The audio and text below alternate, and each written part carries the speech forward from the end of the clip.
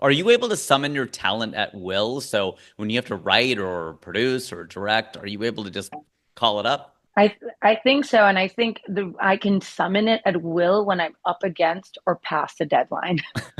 Yeah. Thank you for admitting we all run past deadlines every now and then. At least finally I got someone on the show who admits that we miss I, deadlines sometimes. I mean, it's really after a deadline that I will summon everything. And I think actually, weirdly, when I'm up against something is when I get some of the best spurts. You're a It's pressure either cooker. a pressure cooker for sure, or in the shower. I know that's trite, but it's true. And when I go for long walks or I go for runs. Mhm. Yeah, that's really cool. There was a website, I don't know if it still exists anymore, but it was called Structured Procrastination. And this professor wrote a whole thing about how like whatever is like deadlines don't become important until they're passed. That was one of his principles. And it's so great to be a professor. And secondly, his whole thing was like there's something I don't want to do, but then what I wait for is something I want to do even less, and then I do the thing I don't want to do. Then I come to that. He's like, so it's structured. It just cascades all the way down. I'm like, what an approach to life. I am sure you get requested to do things all the time. We have limited resources. How do you say no to people? Um, And that could be in the well, context of well, projects that come across your desk that you said, you know what, this isn't a fit or whatever, or in your personal life. Sorry, I should have extended the question a little more, however you'd like to interpret it. I mean, I think it depends on also what people are asking for. Hmm. And if it's work related, then what I'm starting to get better at acknowledging, even for myself, is my capacity because I can get very excited about the possibility of something, but not then I have to actually weigh in, you know, what experience does the person have who's asking me for the thing, and where am I going to fill in the gaps? Um, and have we all done this before? Are we growing? Are we just problem solving? Is that what this project is? Like, I'm being brought into, to put out fires. Am I building with? Am I adding to?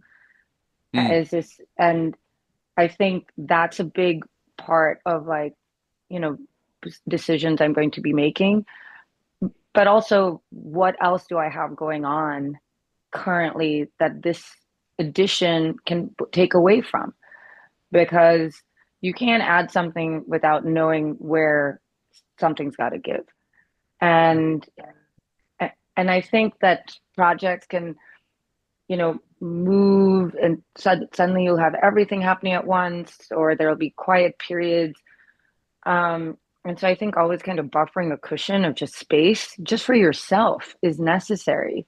So I think I definitely am kind of trying to be better at evaluating. And there have been times I've said yes, and then I've learned pretty early that possibly this is not something that makes the most sense now that we've been able to like have some, chance to work on things together. And I think I can still say no then or Right. make an adjustment then, because if I feel like we're going to get caught up in something else that actually is not even about the work itself or about the project itself, and it's interpersonal, that's wasted time for everybody. Mhm. And so I think that, with the creative space, you have like so many personalities coming together, and some will be better at working together and not. And depending on where everybody's at, everyone's always at a different place when they're meeting to make something together, you know,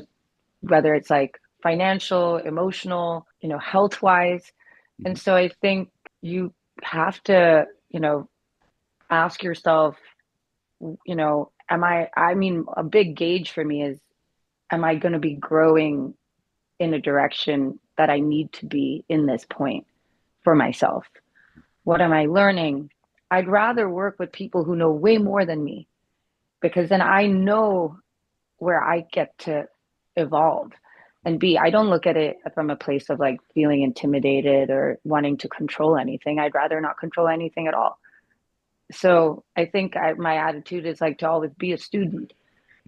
Um, and so I think, a friend of mine gave me advice saying you start to move into a place of power when you actually say no more than yes.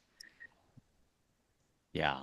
That's a great That's a great way to put it. And, Mark Twain once wrote or said, I wasn't there, it's easier to stay out than get out. So, to your point about like sometimes we have those feelings of like, I think I should say no to this, but for some reason I said yes. Maybe I felt pressured, etc. But I think we have that in our heart of hearts and our soul that's like, oh man, if I should have just listened to my gut on this one because now it's harder to, like when you're already down the pike, sometimes you're like, let me just wrap it up. But you're like, there's no wrapping it up. We're just starting. We have months to go on this thing, and it's easier just to pull out now.